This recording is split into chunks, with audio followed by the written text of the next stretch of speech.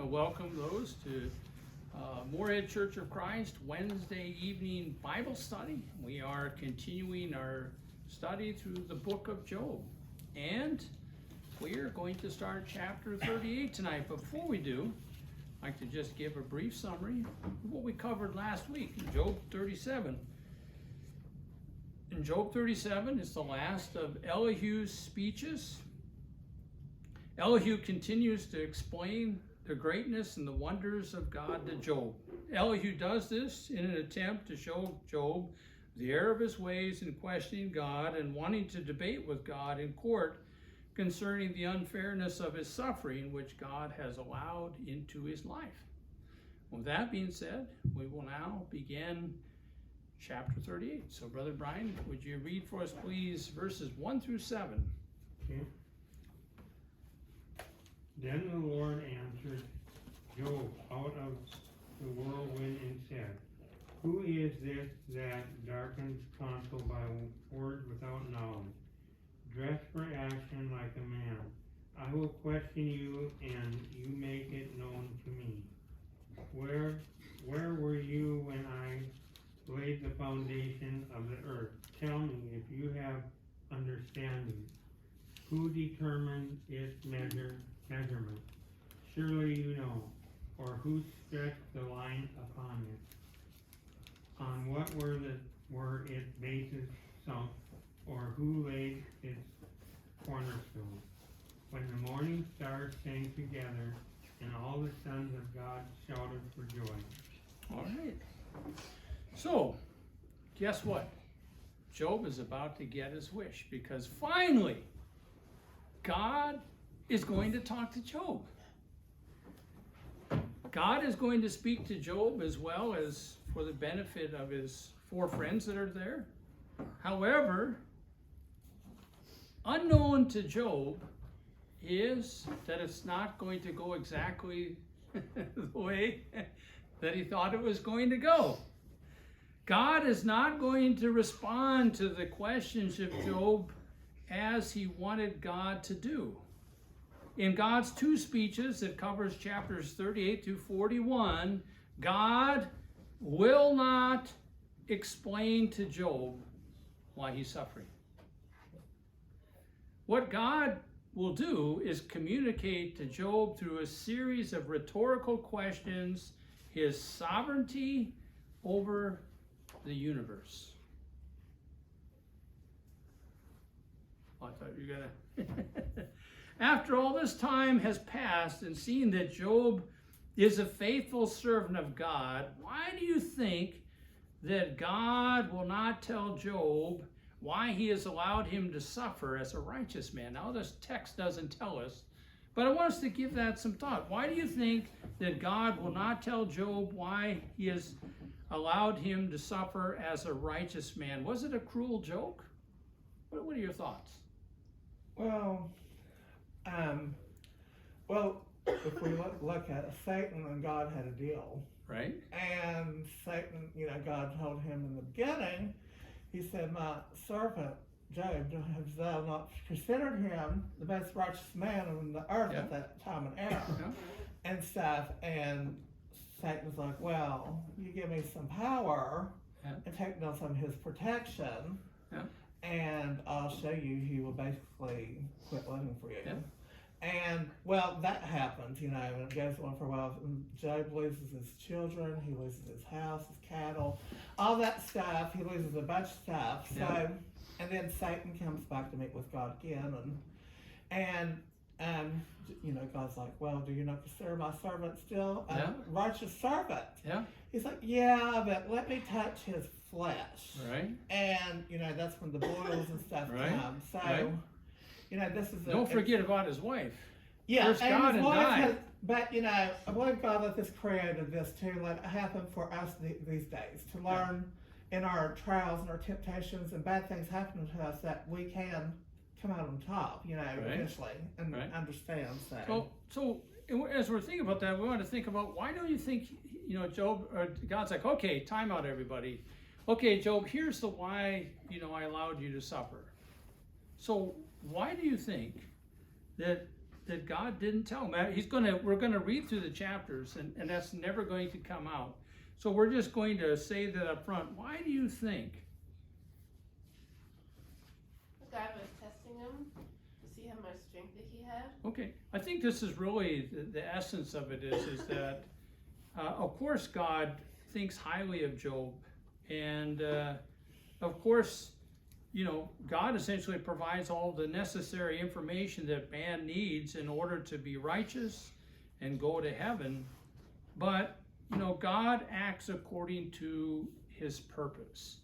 And I think this is an important thing that Job has to learn, the three friends have to learn, we have to learn, because sometimes we want God, just like Job, to maybe explain why he allows the righteous to suffer.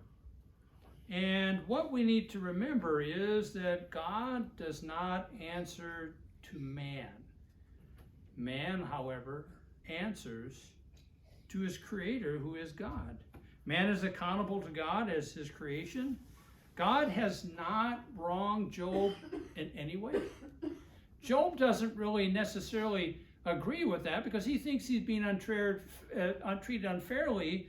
But when we look at God and his perfect nature, the idea is he's a holy and righteous God, and we take the truths of Scripture and we hold that up to the light of what's happened with Job, we recognize that really, and in light of what Ricky brought out in chapters 1 and 2, the idea is God never wronged Job in any way.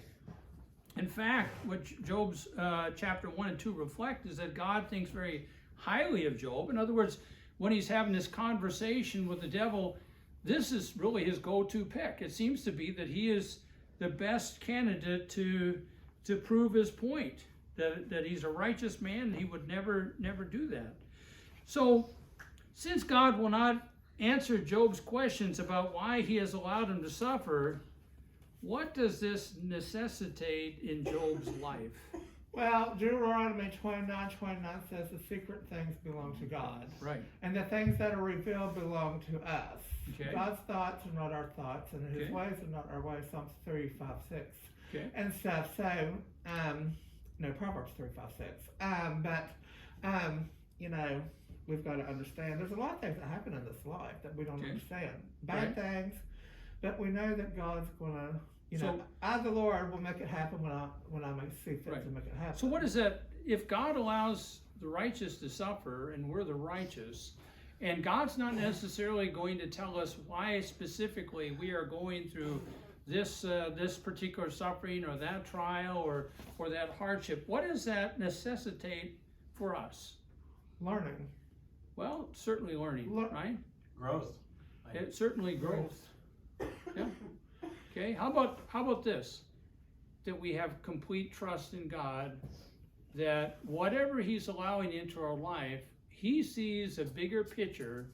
He sees something that his purpose is higher than our purpose, and he's allowed this for his purposes, and we ought to trust God no matter how difficult things are, and recognize that God would never purposely or intentionally try to hurt us, but we need to have that complete trust, because if we don't, then the idea is maybe we think, you know, we become angry with God or disappointed with God or disillusioned with God because we are sort of failing to recognize that God is our creator. He acts in the way that he does. He allows things in our lives because he allows it, and we just have to have that complete confidence that, you know, God is in control. God is taking care of business. God's not going to let me fall. We just need to complete trust in God, even though I don't understand why exactly maybe God has allowed this in my life and that in my life, and maybe I'm going through more than another brother or sister in Christ. Surely we wouldn't wish that they would suffer as much as we if we went through something difficult, but the idea is we don't understand really in the fullness of God's way, and we'll never will. All that we know about God for sure is what he's revealed. Everything else is always going to be a mystery to us. And so God isn't going to tell us uniquely sort of why he's allowed this in our life and that in our life. He's never going to tell us that, but we know from the book of James that God allows trials in our life for the strengthening of faith. This we have information that God does allow the righteous to suffer, but it may be something that we are not ready for, or we think we're not ready for, or something that we wonder why God has allowed it. And what we should do is, no matter what, have complete trust in God, because as we're going to see with Job, is that Job had complete trust in God, and everything is going to end well for him. Okay? Well, there's a purpose too. He lets us go through certain things. There's things that people go through that through Yep. the childhood that's grown up too, and they wonder, why did God let this happen? Yep. And stuff. But, you know, there's a purpose going But we got to recognize the two things. Uh-huh. Why is the beginning stage? If we always ask why every time something I know, happens we've got in to our try to life, seek it out. What we've his- got to move purpose. to the next level, and that is, what does God want me to learn from this? Yeah. How is this going to make me draw closer to God? Because why is sort of like the cat chasing its tail, or the dog chasing its tail. The idea is you're going in circles. It's never going to take you to a place of growth until you ask, what am I supposed to learn from this? Why just sort of keeps you in a stage where the idea is, well, God's already let this trial into your life, so why are you asking why? You need to be asking what? What am I supposed to learn from this? You know, how am I going to draw closer to God through this? Okay, let's go ahead and dive into the text here. In verse 1, it says, Then the Lord answered Job out of a whirlwind and said. And what we have here is, according to the Nelson's Illustrated Bible Dictionary, is a whirlwind is any violent storm or destructive wind. And what we have here is a theophany. What is a theophany? Figure of speech or? No. I've heard you say this word before. Okay, it's what's that, right? I was gonna say, kind of an anomaly kind of thing. Something along that line, but it is, according to, I'm going to read from Nelson's Illustrated Bible Dictionary, any direct visual manifestation of the presence of God. Recognize that no one can ever see the true essence of God. If you see the true essence of God, what happens? You die. You die. Yeah. And this is what God is communicating to Moses, because Moses wants to see his essential glory, and God is saying that can't happen. That's not going to be good. What I'm essentially going to do is I'm going to give you a theophany, a visible manifestation of myself, and that's as good as it gets. And what's that? The burning bush is all we got. It's a theophany, right? Because it wasn't really a bush on fire, but it looked like a bush that was on fire that was never being consumed. So God is being manifested in the whirlwind. But didn't in Deuteronomy, doesn't it say that Moses was the only one who saw God like face to face? Yeah, but it isn't sort of in its essential glory. If it is, we've got a contradiction. So the idea is that Moses had a unique relationship with God. This is true. Moses saw a theophany of God. If we look at the burning bush, if we look at the fact when God sort of passed by him and he was able to see his back or whatever, we've got to sort of place that statement in with other things that the scripture says. And so we know it can't be talking about his essential glory, or he'd die. So we're talking about, sort of the idea of relationship, and probably taking into consideration the theophanies that he saw. Okay? Because Moses asked God, hey, where did you come from? He said, I am who I am. And stuff in the movie I watched, but that's what he says too. Well, yeah, that's when he says about sending back to Egypt. And he The said, great I am. who shall I say sent me? When he go back to the Israelites, tell, listen, we're going to get you out of there. And God told me to come get you out of there. He said, who should I say has sent me to you? And of course, that's when God says, I am that I am. Tell them, that I am is the one that sent you. So, yep. So we're going to look at what is going to unfold here. God is in the whirlwind. Remember, God has heard everything that Job has been saying, and all of the friends have been saying. And if we bring that to our remembrance in terms of all the speeches, much of this focused on God and his ways and his power. So Job, as well as his friends, have all made many statements about God, some of which weren't really grounded in fact. Okay? And so God begins talking here, his speech, to Job, and this seems to be primarily directed at Job, but certainly all of them are going to be a part of what's being said here. And it says, who is this that darkens counsel by words without knowledge? Well, guess who he's got his sights focused on here? I would assume it's The third. Elihu. It's going to be Job. Oh, well, Elihu was the one that was just talking for all this time. Repeat that question. Who is this? Who is he sort of have directly in mind here as he begins this conversation? Has primarily, and this will, what is going to be said is going to be is going to bear this out. But the idea is in other words, he's talking to Job. This is the primary person he's talking to right here is Job. So he says in verse 2, who is this that darkens counsel by words without knowledge? Darkens here, the Hebrew word, according to Brown Driver Briggs Hebrew English Lexicon, is sort of the idea figuratively used to obscure or confuse.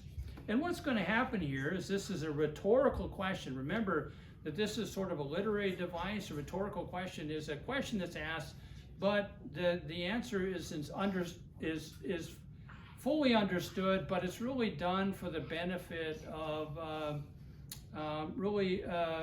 bringing attention to what the author or what the person is saying, to bring attention. So it's really for emphasis. Okay. So this rhetorical question is designed to show that while Job seemed to think that he understood God's ways enough to confidently teach others, he was certainly limited in his understanding of the ways of God. Now remember, think about Job. He's suffering, of course, he's frustrated. He's asking for his day in the court of the Lord, and he's going to make his case, and he's going to point out, hey, God, look at all this stuff. I shouldn't be suffering here. Something's wrong, and I'm going to make my case. Remember, this is some of the things that Job brought out here. The only thing that we know for certain about God is that what he has revealed to man in his word. Remember, they didn't have the Bible at that time, but this is something that we need to keep in mind for us. Is beyond this fact, we can only speculate about God and his ways. So beyond what fact is, beyond what the Bible says, the idea is when questions are asked, did God have a mother and father? These are questions beyond us to know. All the Bible starts out with in Genesis 1, verse 1 is that God created the heavens and the earth. And the Bible bears out that he's been eternal. And so there's questions about this and questions about that. And a lot of times we want to get answers about things. And of course, God didn't have parents. But the idea is we want answers about things. And the thing is they're only, whatever God reveals, we know for fact, and everything else beyond that is going to be speculation. So we must be careful when we go to the realm of speculation, because we don't actually have facts to back us up.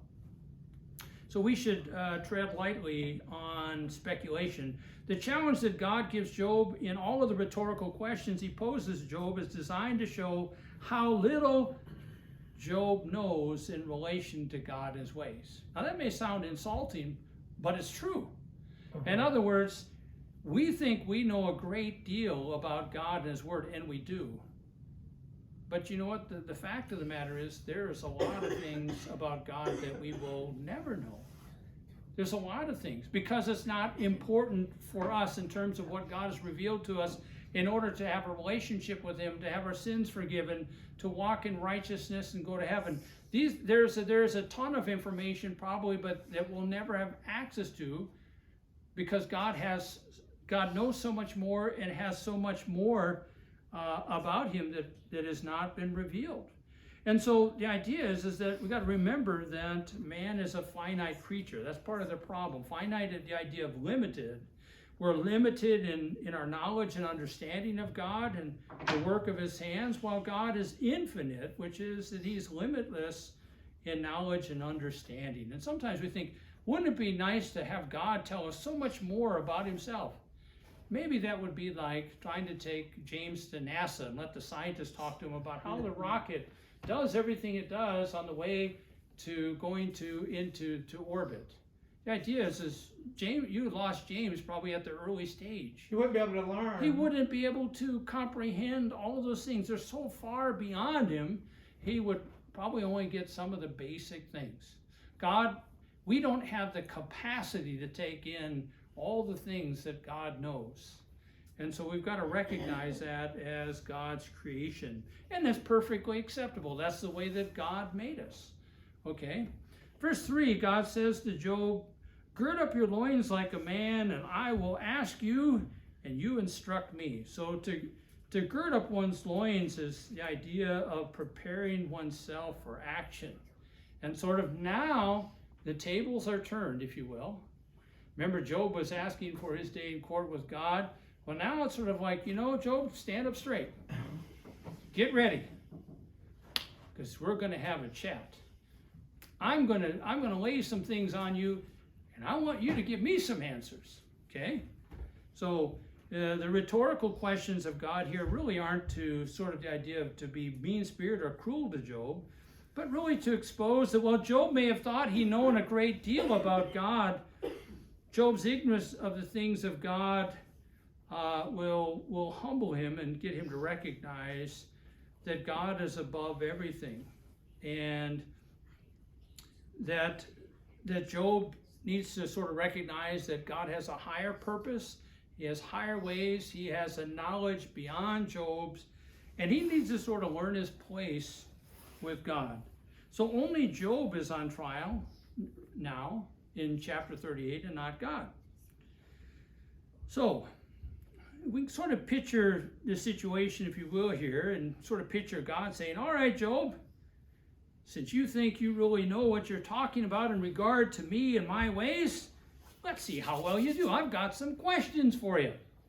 Okay? So here you go. Question number 1, Job. Verse 4. Where were you when I laid the foundations of the earth? Tell me if you have understanding.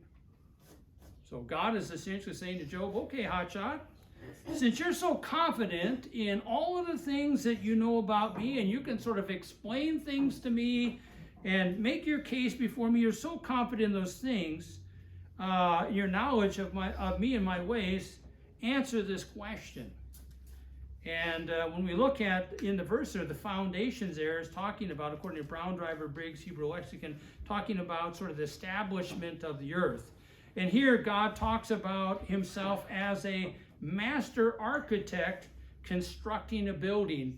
And the answer to the question here, so you picture God asking Job this question, what is the response? If Job would reply to this question, which is implied, what would the response be? Job answering God? Yeah. He was not around. I wasn't there, so I don't know. Okay, so you can sort of sink in. You sort of said, Job standing tall, and it sort of starts to sink. Okay, because he's not done. The implied answer of Job that both God and Job knows is that Job was not there at the time of creation. So he doesn't know. He doesn't know how God did what he did. And we accept the truth of God's creation of the world not because we personally saw God do it, but we accept it by faith because God declared that he created the world, and all the evidence points to him as the creator. The Hebrew writer said in Hebrews 11:3, by faith we understand that the worlds were prepared by the word of God, so that what is seen was not made out of things which are visible.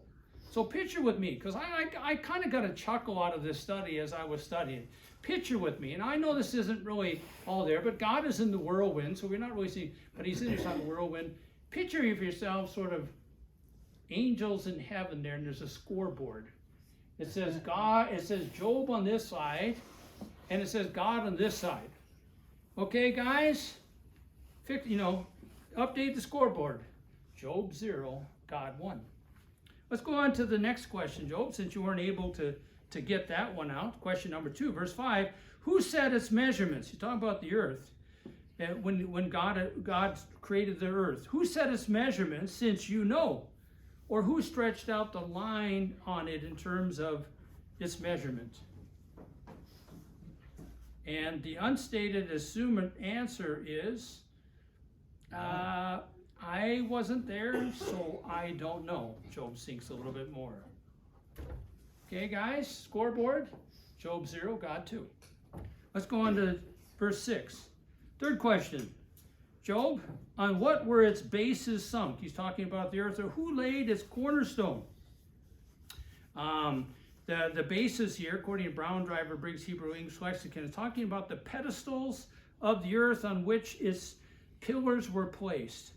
And the cornerstone here, according to Nelson's Illustrated Bible Dictionary, is a stone placed at the corner of intersecting angle where two walls of a building come together. In biblical times, buildings were often made of cut squared stone. By uniting two intersecting walls, the cornerstone helped align the whole building and tied together. Again, this is sort of architectural language, the idea that God is the architect, okay? He asked them question 3 there, on what were the bases sunk or who laid its cornerstone? Okay, guys, update the score. Job doesn't know. Job 0, God 3. Let's go on to verse 7. Question number 4. Where were you when the morning stars sang together and all the sons of God shouted for joy? And so we're talking about God after he sort of creates the universe, the idea of the stars. And remember, this is poetic language. The stars wouldn't actually be singing. But the idea of the sons of God here are talking about supernatural beings. We're talking about angels. And Job's reply, if he could reply, would be Nothing. Job wasn't there, so he doesn't know. Okay, guys, update the scoreboard. God now has, or Job has 0, and God is 4 for 4. Okay, any questions about 1 through 7? Okay, so God's not done, and we think, oh man, God, he's really sort of getting him. But you got to recognize that Job was constantly sort of challenging God and, demanding his day in court and all these different things. And Job is really sort of getting put in his place and learning about God. And the idea is you talk so greatly about God, and as if you sort of know me, if God's there, you know me and you know my ways, and you're talking all about it. And what you're learning, Job, is that you know very little compared to what I know and what I've done. Okay, Ricky, you want to read verses 8 through 11, please? Yes. Or who shut in the sea with doors when it burst out from the womb? When I made clouds its garment and thick darkness its swaddling band, and prescribed the limits for it, and set bars and doors, and said, thus far shall you come, and no farther, and there shall your proud waves be stayed. Okay. All right, very good. He's talking about the ocean, isn't he? Well, we're talking about the sea, right? We're talking about the ocean. Okay. So, question number 5, Job. Imagine God, he's the whirlwind, he's talking to Job.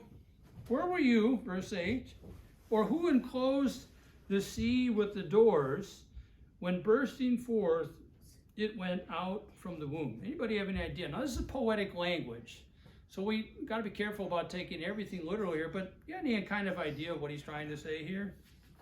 The earth gave water. Well, had water. God, in the beginning, it was void, and he created the earth. Okay. And, he's the one that waves, when you see the ocean and the waves, that's God doing that. Okay. And stuff. So, when it talks about the womb, the earth is many times referred as to her and stuff. And I'm just trying to talk about this figuratively, like the earth gave forth the waves of water. Well, you're pretty close. The idea that God was the one that essentially created the sea. And it's using sort of the idea of when it went from the womb, the idea of he's using figurative language, sort of like we'd have a woman give birth to a child. God sort of gave birth, if you will, in creating the sea, and then he enclosed the seas with doors. The idea here is not in the literal sense, but according to Brown Driver Briggs Hebrew Lexicon, the idea of shutting off the sea or enclosed. In other words, when God dealt with the waters, he sort of contained them at some point. And this shows really the tremendous power of God, because not only does he create, we think about the oceans today and the volume of water and the rivers and the lakes, all the bodies, and the idea is God not only creates all these bodies of water, but he contains them. And so as God does this, and as he sort of talks about this from the very beginning of time, when he does this, he asks Job, really, where were you? And Job's reply was, I wasn't there. I wasn't there, so I don't know how all these things sort of came to be. I didn't see how you made it, how it all came to be. Guys, change the scoreboard up there. 0 for 5 for Job and 5 for 5 for God. Again, you sort of get the idea as Job is sort of recognizing, you know, maybe I don't know as much about God as I sort of felt so confident about trying to explain God in my speeches to these friends of mine. Verse number 9 there, just question 6. Where were you when I made a cloud its garment and thick darkness its swaddling band? And so God is still talking about the sea that he created out of nothing in verse 8. Here the sea is talked about as being wrapped like the mother wraps her newborn child. And that's what we're talking about, a swaddling band. This is the words that New American Standard uses. And so when we look at what this word means from the Nelson's Illustrated Bible Dictionary, a swaddling band is a long, narrow strip of cloth used to wrap a newborn baby. To swaddle a child was to wrap an infant in strips of cloth, much like narrow bandages. And this was believed to ensure that the correct early development of limbs. And thus swaddling was a mark of parental love and care. And so that's what it's talked about. And so here from Brown Driver Briggs Hebrew English Lexicon, it's talking about this figuratively of dark clouds enveloping the sea. And so God is asking about this, about where Job was when this took place. And the idea here in this verse is expressed well, I think, by what Albert Barnes said in his Barnes Notes Job commentary. Referring to the garment in which the newborn infant is wrapped up, this image is one of great beauty. It is that of the vast ocean just coming into being with a cloud resting upon it and covering it. Thick darkness envelops it, and it is swathed in mists. The time here referred to is that time before the light of the sun arose upon the earth, before the dry land appeared, and before the animals of the people had been formed. Then the newborn ocean lay carefully enveloped in the clouds, and darkness under the guardian care of God. The dark night rested upon it, and the mists hovered over it. So the idea is God is sort of, again, this is poetry. It's used, the author that is writing this is putting everything in sort of poetic language.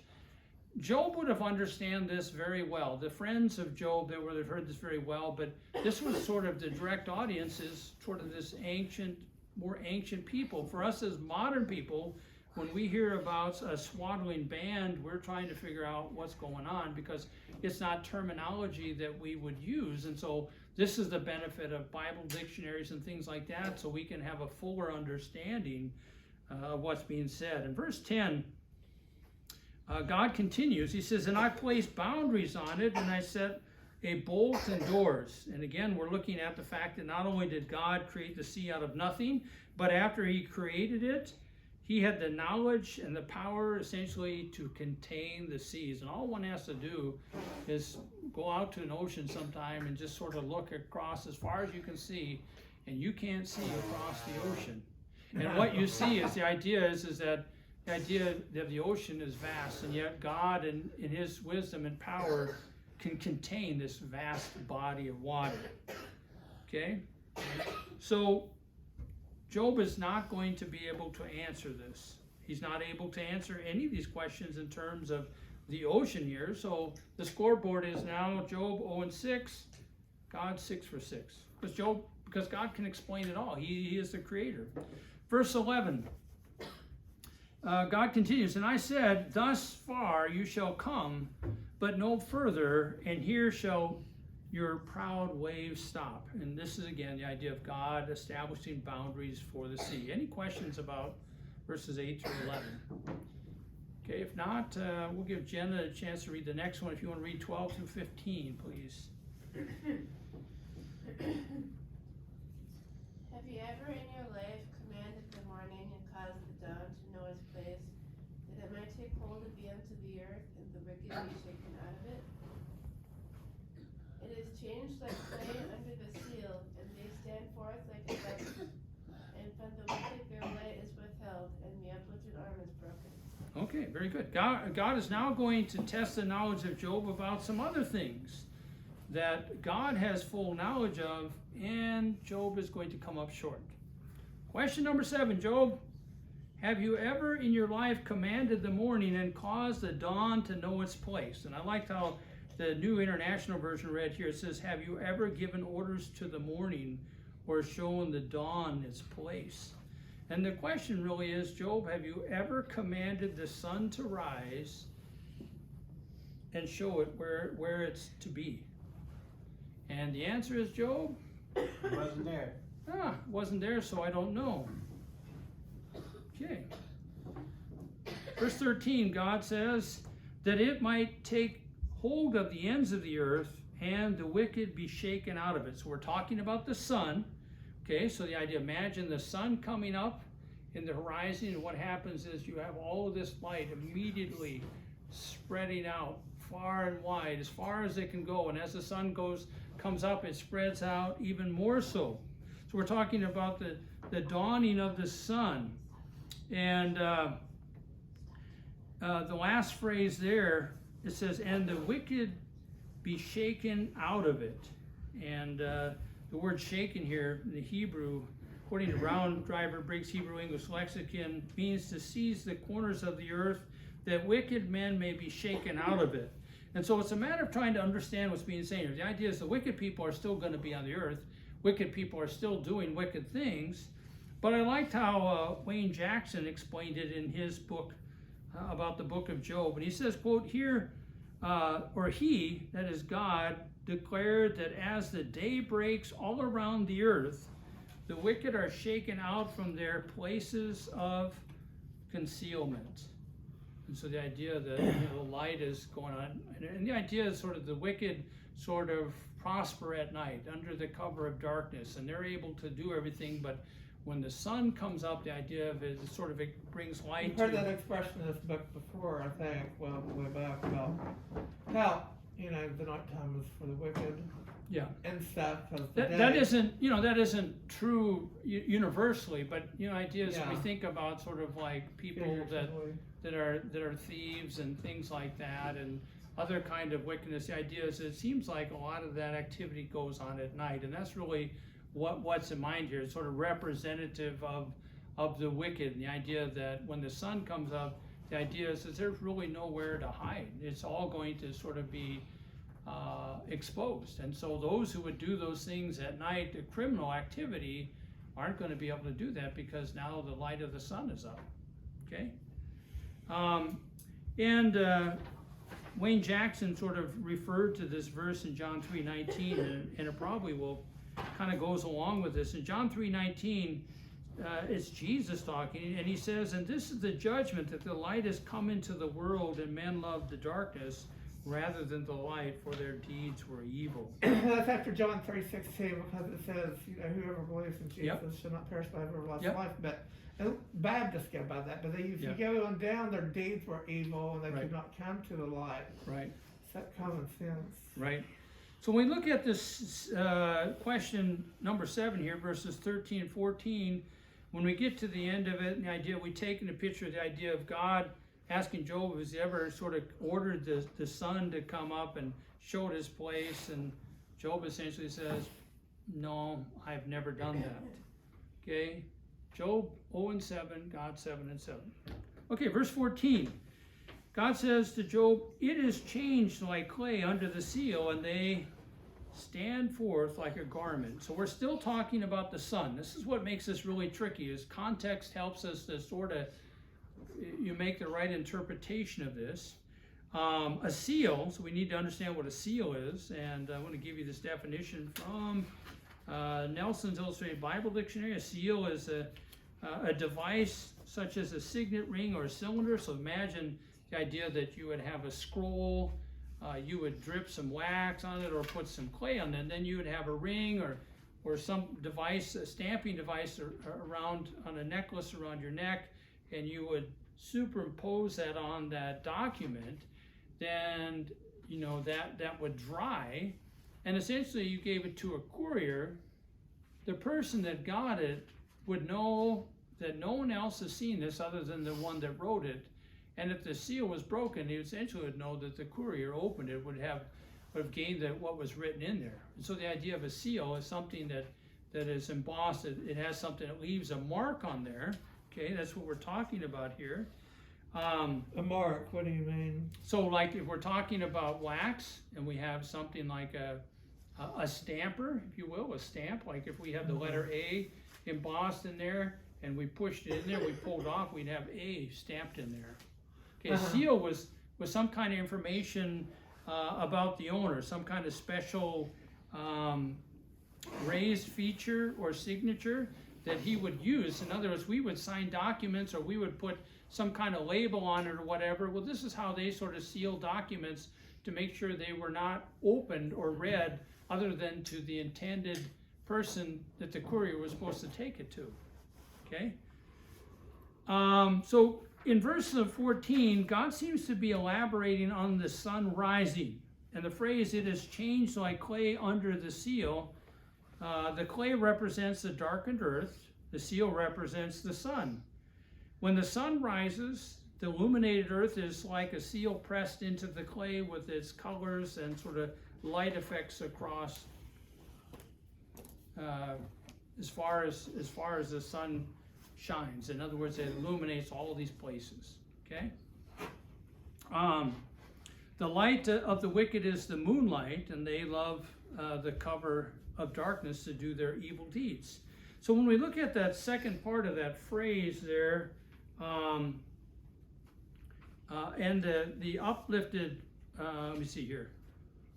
Okay, verse 15 says, "And the wicked, and from the wicked their light is withheld, and the uplifted arm is broken." So the light of the wicked is moonlight. They love the cover of darkness to do their evil deeds.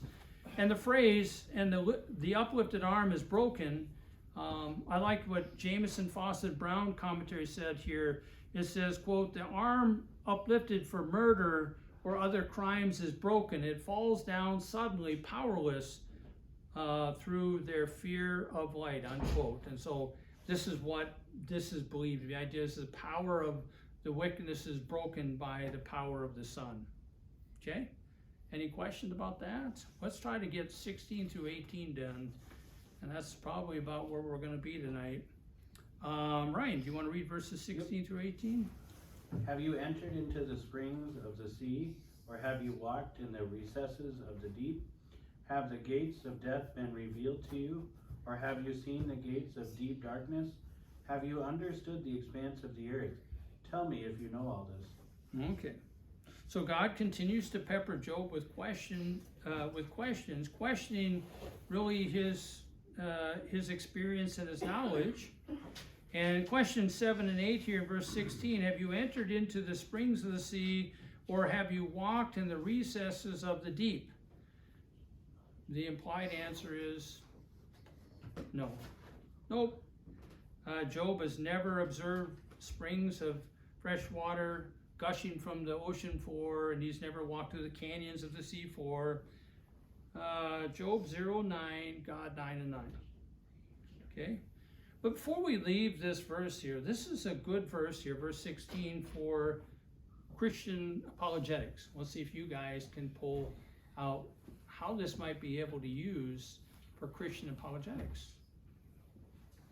How would anybody know what would be under the water when technology didn't exist. Okay, so you're right on there. The idea is that, remember, there are a lot of critics of the Bible, and one of the most famous critical statements of sort of critics is that God had nothing to do with the Bible. The Bible was just written by mere men. That's How when they many say times? myth of men. Yep. So the idea is Man-made. right. So the idea that we're going to take away the inspiration. The idea is we don't want to. People do that because if they acknowledge that it's from God, then they have to do what it says. Well, This isn't because of a thorough investigation They are of right the to a documents. point, but not the Bible. These churches, man-made Yeah, doctrines. but I'm saying, as far as the scripture, Yeah. and that's what we really want to stay on here. The idea is they're going to say, I'm an atheist or an agnostic or whatever because, I don't know that, there is a God, and I don't really believe the Bible is from God. But if people come to believe in God, they accept the Bible generally. And the idea is that the Bible requires change. And so a lot of people don't want to accept the Bible from God because they don't want to. They want to live the kind of lives they want, and they want to engage in whatever sin they want to do. But here's the thing, and Ryan already brought this out, so excellent on your part. And the idea is that if the Bible, and this is only one example, we're not going to go all over the place, we're just taking advantage of opportunity right here in front of us. If the Bible was supposedly written by mere men, apart from divine inspiration, then how would the author of the book of Job, in a time of scientific ignorance, know that there were freshwater springs gushing from the ocean floor? I mean, how would you know that? How would you be able to verify that scientifically? That there's springs of fresh water from the ocean floor? How would you verify that? You could. Well, you could today. I can think of a couple ways. Well, yeah, we got things. These people new because new. We got scuba equipment. I don't know how far you can go to that, but they got these little mini sub things, and you can go all the way down. Remember, they were This getting is stuff from the nonsense. Titanic, and they're finding these artifacts and all that. So if you had one of these mini subs or something, maybe, I don't know, maybe you can see, this bubbles coming up, or sort of a, some kind of flow coming up just from the bottom. You can have some kind of verification that is coming up there. But if you don't have scuba gear and you don't have a mini sub, then how do you know there's springs in the ocean floor? Because you created it. What's that? Because you created it. I mean, you as in God. Yeah. So in other words, the answer is that the answer would be is that they could not have known, the author of Job could not have known that there was freshwater springs coming from the ocean floor unless God told him. I mean, how else would you know? You'd have to have the scuba gear. You'd have to have the mini sub to go down there to find some kind of evidence of that. If you don't have those things, then how is it that the author of Job is able to report something scientifically accurate in a time of scientific ignorance? I know, like, it's kind of a funny thing to say, but it's like, I could see a skeptic saying, oh, all you gotta do is get on a boat, and sometimes the ocean is so clear, you can see way down there. That's probably how they figured it out. Okay, and then they'll say, but how would you know there was canyons down there? Yeah, if it's so clear, you should be And then able you'd to. be able to see down there. So this is really sort of be more desperation. In I other know, words, we're going to pull any kind of straws that we can because we really don't want to believe the Bible. And if this is all we had to hang our hat on, this is the only passage we had, and say, well, this and this and this, it's like, well, you're thinking about that. Let's go over here. Let's go over there. Now, the Bible is not a scientific book, but this is the thing. If the Bible talks about scientific things, and the Bible is supposed to be inspired by God, which we believe, then everything that it talks about scientifically would have to be accurate in a time of scientific ignorance, because if they sort of said something different than the truth, then we would know. That would be proof positive. Listen, we don't need this book. It's not adding up because we know better than that. So in other words, we can use this in a Christian Apologetics Press essentially to make the case, and that is, how would they know, the author of Job, how would they know that there were fresh water springs coming from the ocean floor? And the answer is they couldn't have known outside of God telling them. Okay? We're at 6 o'clock, so I think we're going to just go ahead and try to get through 18 real quick here.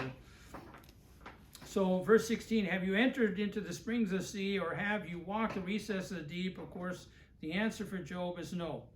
Okay, and the idea, this is sort of a humbling thing. The idea is, Job, you know a lot, and you've said a lot of things, and you seem to be able to talk a lot about me and my ways, but you know, here's some questions that really show you how much you know about me, and that is, you don't know much about me and my ways as you think you do, and so you should be more careful about sort of the things that you're saying in terms of questioning and wanting to debate me.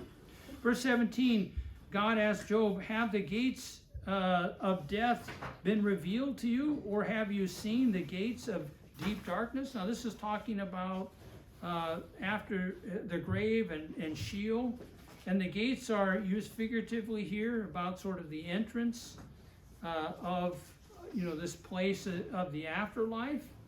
And well, Job talked a lot about the grave and the afterlife, as well as he understood. Unfortunately, he has never been there to really give a full estimation of this place. Well, God would certainly know this place, right? I mean, the dead have to go somewhere, and we're talking about the afterlife.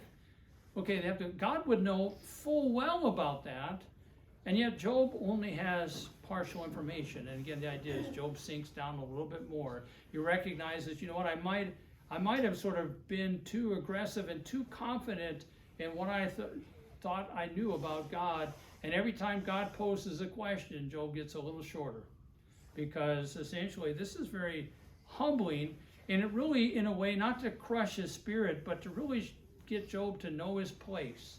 God is above everything. There are many things, Job, you don't understand about me that you think you do. And what you need to understand is that if I allow you to go through suffering, it's all part of this bigger picture that you don't understand. And you know what? You should essentially just trust what I'm doing here. The question is, though, you say that God, which I believe, doesn't explain all these things that happened to Job. How they figure out that God and Satan was having a battle? I mean, the book tells us that. Right. But see, Job never becomes, he never comes, that knowledge is never revealed to him. Not to this point. well, when was that revealed then? Was that Well, it was later? revealed by the author of Job, but we don't know that Job, because God is not going to tell him in the speeches, listen, by the way, Satan and I had this conversation about you, and here's what went down. That never comes out. God doesn't think that it's relevant to really tell Job what happened. What he really thinks is relevant is to show that he is So he can learn from the example. sovereign, and the idea is, you know what? Sometimes you just have to trust God. And the same is true today, because we want answers. We want to know why God has allowed this to happen to us, and maybe things have happened to us that we think maybe are worse that's happened to other brothers and sisters, and maybe we don't think it's fair. Maybe we are just questioning what God is doing, and all of those things creep in there. And the idea is God is above all. Does God make any mistakes? No. God does everything perfect. Does God love us? Yes. Does God do everything in our best interest? The answer is yes. Okay, so if God is above all, we are his creatures, we belong to God, he loves us, he takes care of us. There are some things God does not feel that he has to answer to us about why we're giving this particular suffering for this and that. And the idea is God doesn't think that we need to do it. We need to know the answer. What he wants from us is to learn to trust him no matter what happens in our lives. Yeah, just like Deuteronomy 29:29, the hidden things are for God, and the revealed things are for us to learn. Yeah. So we get done at the end of verse 17 there, and that's question number 10. And the scoreboard goes Job 0-10, God 10-10. And finally, verse 18, question number 11 for Job. Have you understood the expanse of the earth? Tell me if you know all of this.